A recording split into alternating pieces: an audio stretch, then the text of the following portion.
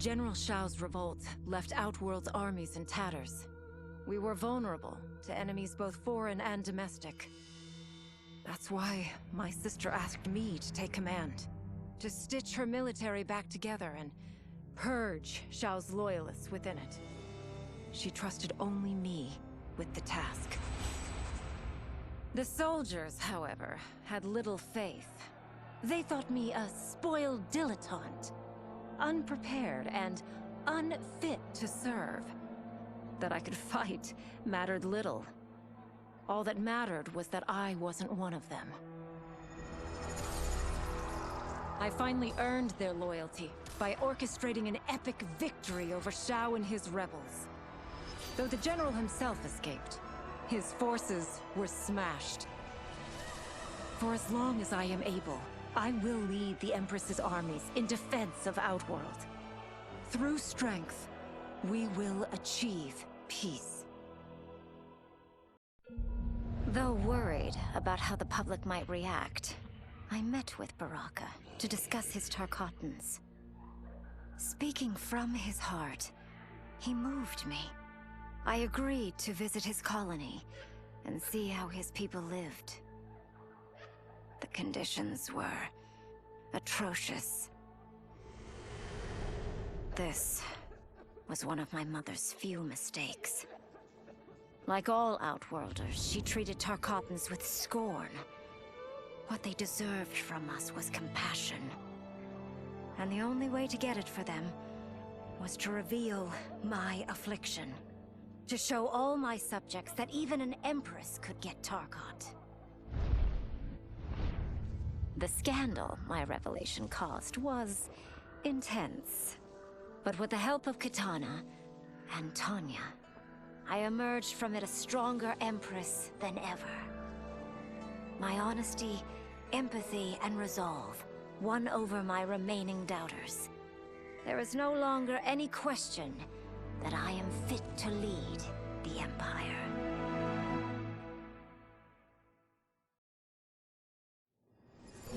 Until recently, I hadn't met Li Mei, but I had heard the stories. How the Umgadi's matron superior blamed her for not preventing Emperor Jared's murder. How she quit in disgrace rather than accept punishment. But those stories didn't fit the woman I now knew. Li Mei would never have been so negligent. Eventually, I uncovered the truth. The failures and mistakes which led to the Emperor's murder, they resulted from poor decisions made by the matron superior themselves. They made Li Mei their scapegoat. When the Empress found out, she wanted the Umgadi disbanded. But I convinced her that it could be reformed. To make sure it did, she put me in charge. I am humbled by this sacred responsibility. The Umgadi, my sisters, they are my life. I will not let them be brought down by the acts of a selfish few. To elude capture by Empress Mileena, I joined HAVIK's crusade in Saido. There, I summoned more magic than I thought possible, and drowned out the old regime.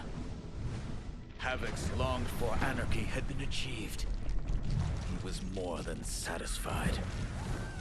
But I was left empty and broken. Had I been satisfied as Outworld's High Mage, not let myself be tempted by Shang Tsung, a great city would not now lay in ruins.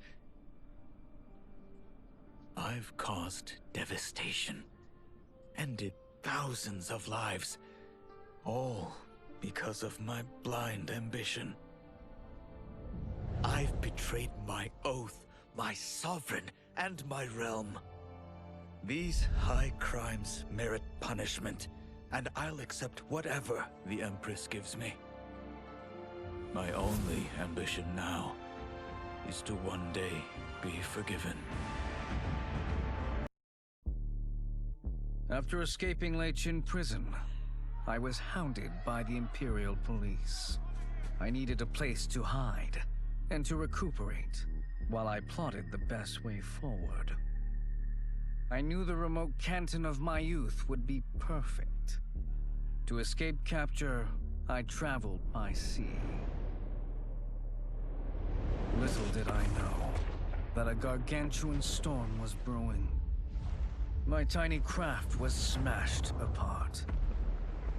I closed my eyes, waiting to drown, hoping that the Netherrealm wouldn't claim my soul. But when I reopened them, I found myself not in hell, but on a deserted island. From its ruins, I could tell that great sorcerers had once lived there. In the caves beneath the ruins, I found what I can only describe as a well of souls. Once I learn how to wield its power, I will become invincible. The battle had been lost, but the war isn't over. I won't stop fighting until I take Outworld's throne. That they thought Lei-Chin prison would hold me is laughable. Once free, I began planning my next campaign. I would need an unstoppable army to overthrow Mileena. Unfortunately, most of my former soldiers lacked the courage to rally to my standard. Rebuilding my army would require finding new recruits. And that task is proving easier than expected. Outworld's golden age has left more than a few behind. Without hope, without power, they eagerly heed my call to tear down Mileena's government. As the darkness enveloped me, I took a long last look at my family. I did not expect to see them again until their souls joined mine in the living forest. But miraculously, my beloved husband delivered me from oblivion. Though he couldn't save my body, Jared had preserved my soul. Like him and countless others, I am now a part of Ermac. Yet ours is not a peaceful repose. The collected souls within Ermac have their own needs and agendas. Before we can speak as one, we must first reach consensus. I had thought, as the former rulers of Outworld, I and Jared would hold sway. But here we are, two souls among many thousands, fighting for the right to be heard. And if there is one thing we do well together, it is fight. We will win the right to govern Ermac as we once had governed Outworld. And we will rule for the benefit of all. My loyal partner had warned me. Reclaiming my power as Keeper of Time might have unforeseen consequences. In this, as in most things, he proved prescient. The process I had undergone did irreparable harm to my body. Taking back my power had cost me my immortality. While my lifespan would still stretch across eons, I would one day perish. And if the war with Titan Shang Tsung taught me anything, it is that this timeline is not safe without a protector. Yet I had never given thought to choosing a successor. Who is it that could replace me and protect my new era?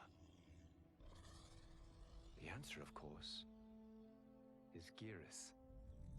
Tireless and meticulous, he is perfectly suited to be entrusted with this grave duty. And no one knows better the temptations of the Hourglass. I have no doubt he will be above them. Were it not for my godly counterpart, I would not have survived the battle against Titan Shang Tsung. Meeting him, though, raised questions. Why did I replace him in this new era? Why was I made mortal? Lord Lui Kang told me of his Raiden's nobility and righteousness, about his steadfast leadership in the defense of Earthrealm. He also told me about Raiden's dark side, how he could be consumed by rage and cast aside the rules he otherwise lived by. Making me mortal and incapable of such anger was to keep me from following in his footsteps. Though I understood the reasons why, I felt I had been done a disservice. To survive the coming battles, I may need the edge that only great rage can bring. As the Shaolin couldn't aid me, I sought out someone who could. Someone to stoke the fire within me and teach me to master it. For this, I could have no better teacher than the Shirai Ryu's Grand Master. With General Shao freed from prison, we began raising a new army against the royal family. Though many were eager recruits, few were good at soldiering. It was so bad, the general was forced to change tactics. He decided that we needed a doomsday weapon. That weapon isn't a thing, though. It is a monster. Onaga, the Dragon King. The general told me the old legends were true. That his ancient ancestor defeated Onaga, trapping him deep inside Mount Sagan. The Dragon King is still there today. His pent-up fury waiting to be unleashed.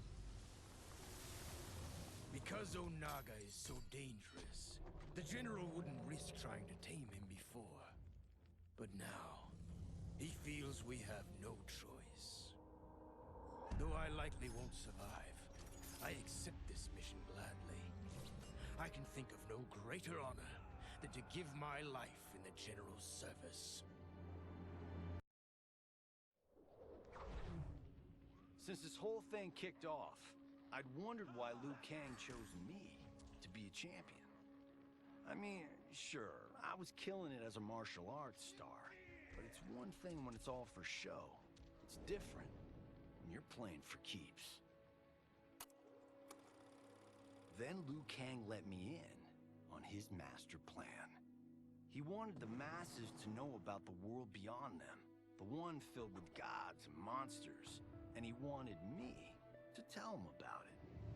But I knew revealing the truth all at once would be too shocking of a plot twist for most. That's why I pitched doing a bunch of stories, to slowly get people used to it.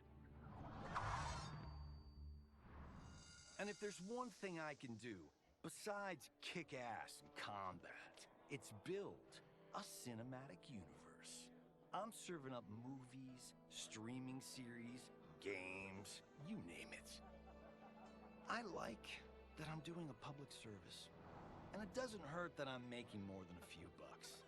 It's the kind of synergy that would make any studio mogul proud. It was inevitable that the Shaolin Masters had me join them. They knew just how much future initiates could learn from me. Shujinko was one of my earliest. His ability to absorb anyone's powers and skills was amazing. With the right training, he could become our greatest champion. I knew that I alone could give it to him. But as his proficiency grew, so did his ego. In love with himself and his power, Shujinko became a threat to the realms. He hadn't learned humility, because I wasn't the one who could teach it. I should have listened to Raiden's warning and not tried to train Shujinko alone. After he was subdued, Shujinko's accumulated abilities and memories were taken from him. He is once again a new initiate, ready to begin his training. This time, Raiden and I trained Shujinko together. He will become the champion he is destined to be. And I will fulfill my duties humbly and cooperatively. No sooner had Titan Shang Tsung been defeated than Bi-Han and his loyalists hunted us down. Outnumbered, we fled to Japan. There, we sought refuge from an old family friend. As children, we played together. But Harumi Shirai was a woman now, the head of her clan. Her strength, beauty, and intellect awed me. Also incensed by Bi-Han's betrayal, Harumi agreed to help me forge a new clan, one that would stand against him and defend Earthrealm. Her aid proved invaluable, and as time went on, we grew closer. To honor Harumi and pay respects to my new bride, I named the clan after her, calling it the Shirai Ryu. Now the battle against my brother begins in earnest. The Shirai Ryu won't rest until Bi-Han is defeated and the Lin Kuei's honor restored. I had broken the Lin Kuei free of Liu Kang's enslavement. We were now masters of our destiny and could take our place among Earthrealm's great nations. But taking and holding territory would require a vast army. I needed more fighters to make our presence felt. Then I recalled Shang Tsung's dragon warriors. An army of them would be unstoppable. But trafficking in such strong magic would surely draw Liu Kang's attention. Sector advised that we avoid detection by building our army using science, not sorcery. We've invested much into this endeavor, and we are beginning to see results. Once again proving the depths of Sector's genius. When we are done, all of Earthrealm will honor our desires and heed our demands. If not, they will face the Lin Kuei's wrath. Kuai Liang and I were working hard to build our new clan. But even with the help of his close friend Harumi, it was difficult. The biggest problem was finding the right initiates. Then, one night, while walking outside Harumi's compound, I was attacked. I thought at first it was a Lin Kuei assassin, but his strikes were too uncertain, too angry.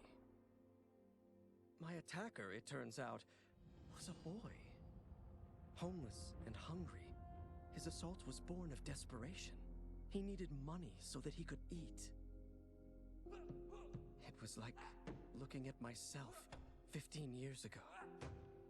I would have ended up just like him if the Lin Kuei hadn't taken me in. So I took the boy to Kuai Liang, who also appreciated his fire. We made him our first initiate. The boy's name? Hanzo Hasashi. After fleeing Outworld, I hadn't expected to return. But then I also hadn't expected the new Empress to make me an offer I couldn't refuse.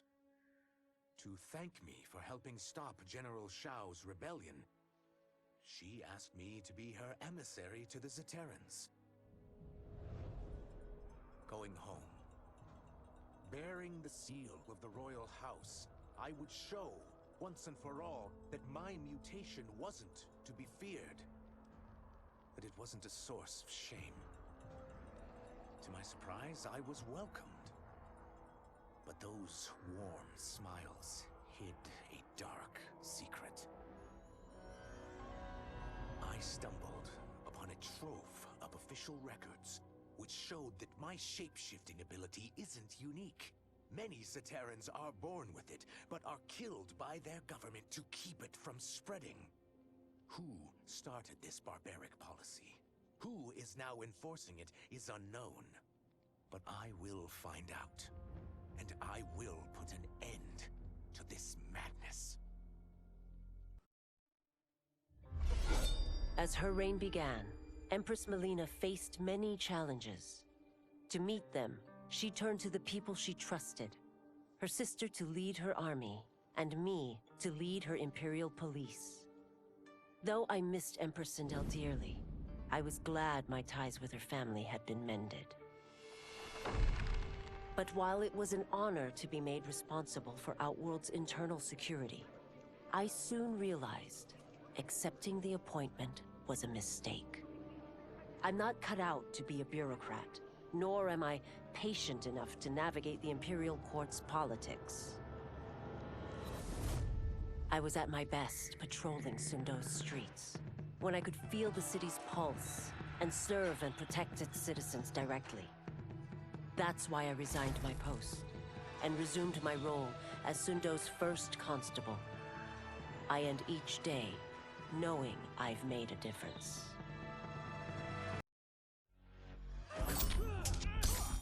I wasn't looking for allies against the Yakuza, but I found one in Special Agent Jackson Briggs.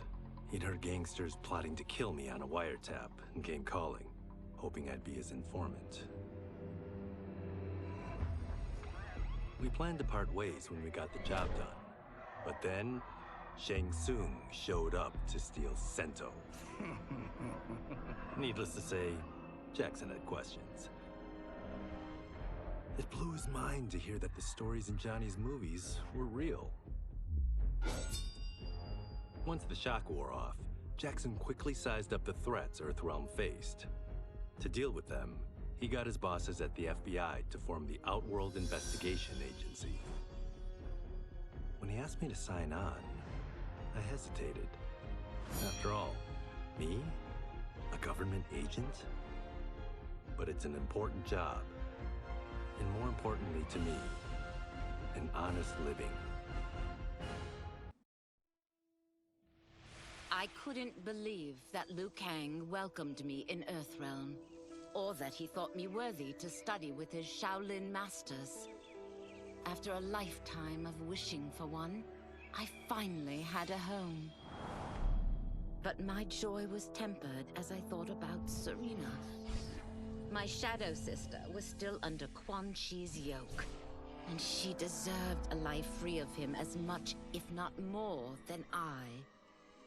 Quan Chi and my other sisters proved tenacious, but they were no match for my blade.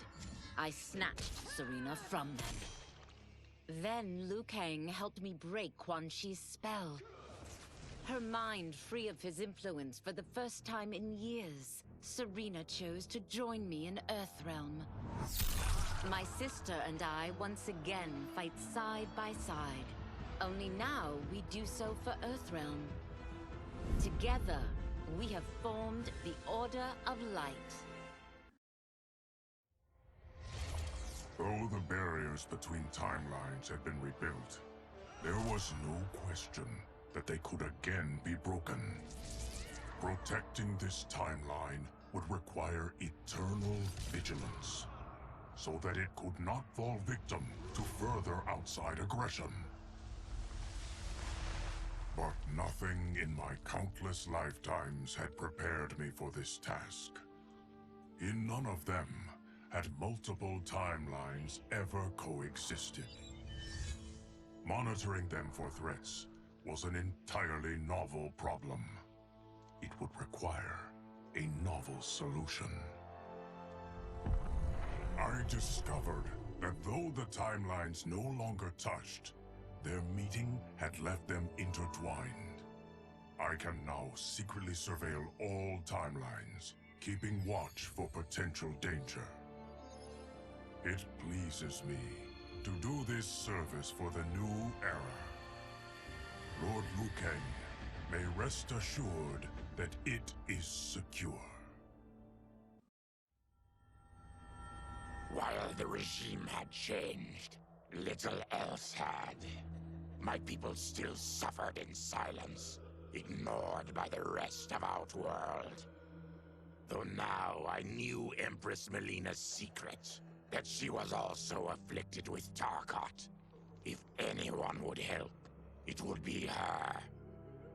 But how to get an audience? Syzoth.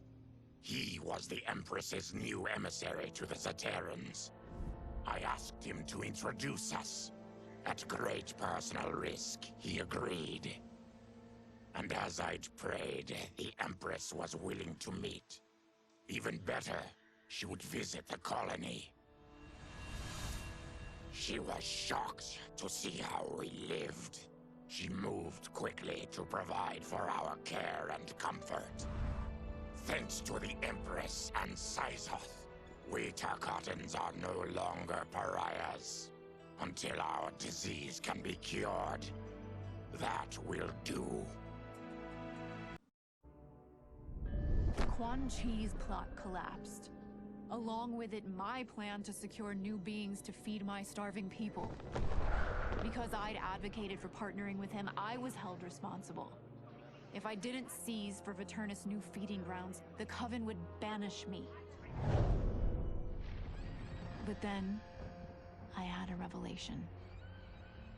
I didn't need to conquer realms to feed my people. I simply needed to capture enough beings to breed them. Once they multiply, Veternus will have a limitless, renewable source of food. And I only need a few thousand to start. A number so small compared to the billions in the realms that no one will notice as people go missing. But it will be more than enough to establish our breeding stock and feed a ravenous Veternus. Quan Chi's defeat had cost me everything.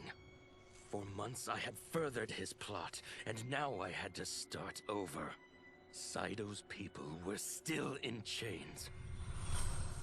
That's when Rain approached me. On the run from Empress Mileena, he was desperate for help. And though I'd had my fill of sorcerers, this one was different. I agreed to provide him safe haven. He agreed to help topple Saido's government. And topple it we did. Rain summoned a wave so fast, so powerful, that it crushed the capital.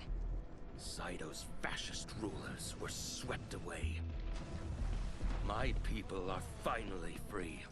They can chart their own course, needing only to follow their own desires. Their lives are now blessed by